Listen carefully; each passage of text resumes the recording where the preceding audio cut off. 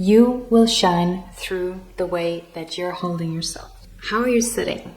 How are you walking? Really experiment. Be curious about yourself. Be curious about how your external state influences your internal feelings.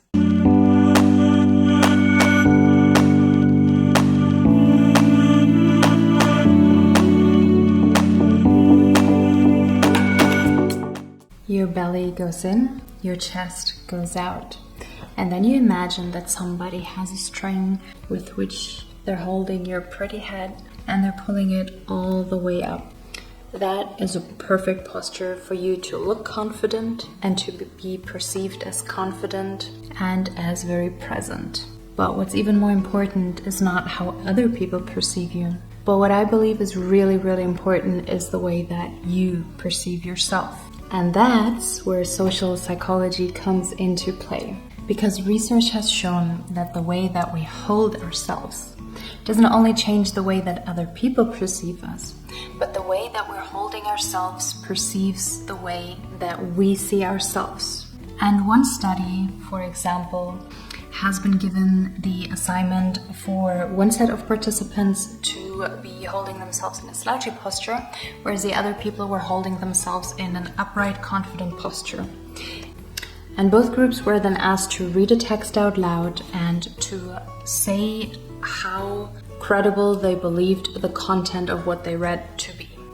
And the results showed that those participants who were in a slouchy posture were less confident about the statements that they were reading out loud. Whereas those participants who were holding themselves in an upright posture, in a posture of confidence, self-assurance, maybe credibility, if you will, they were more likely to believe what they were reading out loud. Content being the same. The way that we're holding ourselves reveals a lot about our internal state. When we're sad, we're usually slouchy, we hunch forward, hunch back, hunch forward, whatever.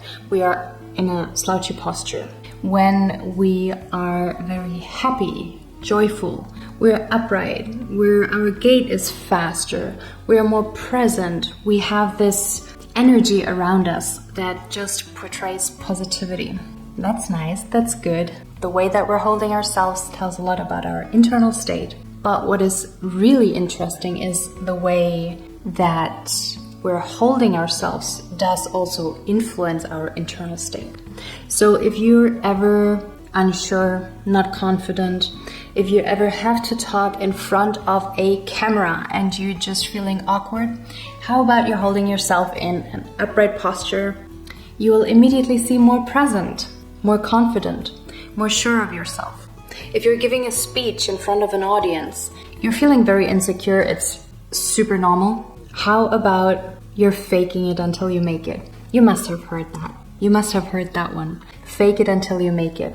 Now, when it comes to the posture, it is fake it until you become it. And I think it's an amazing thing to know that when we're holding ourselves in a posture that should portray this confidence, we will, after 30 seconds, 1 minute, 5 minutes, feel more comfortable just because we have changed our external state. So yes, our internal state influences our external state, but our external state also influences our internal state. What can we do with that? Well, we can first of all start to have more awareness about the way that we walk, about the way that we talk, about the way that we stand, that we sit, that we're holding ourselves.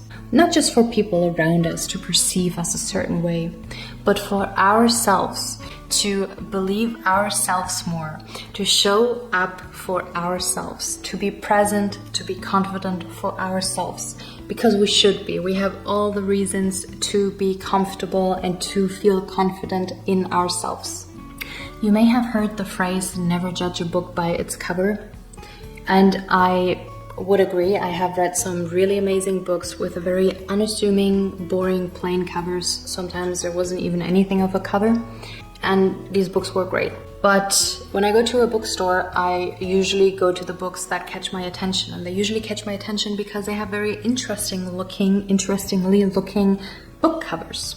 Intriguing, sturdy, just curious. And now imagine that you're a book and you know your content is great because the content of your book is great, I'm sure of it. And you want to make sure that your cover is presentable too, don't you? And when you are making sure that your cover is presentable, or the best way to make sure that your cover is presentable is by being present, is by being curious, is by being upright, being sturdy, being memorable, being memorizable. How about making the most presentable, the most interesting book cover out of the content of your book? Because you're worth it, the world wants to see it, but more importantly, you will see it. You will shine through the way that you're holding yourself. And this is an invitation for you. Have a look, observe yourself here and there. How are you sitting? How are you walking? Is there something you can do to be more upright? And when you do, how does it feel? Really experiment. Be curious about yourself. Be curious about how your external state influences your internal feelings. Another little experiment that I want to give you, maybe to try in front of the mirror, is that people who are in a not so positive state, they're maybe sad, they're giving the assignment to be smiling ridiculously obscene, too much, over the top, and hold that smile for 30 seconds. And after participants held that smile for 30 seconds, they immediately felt better. So if you're ever feeling sad, just force yourself to smile for 30 seconds and immediately you will feel a little bit better. Try it out. I'm curious on how it went for you. Let me know in the comments. Until next time, bye bye.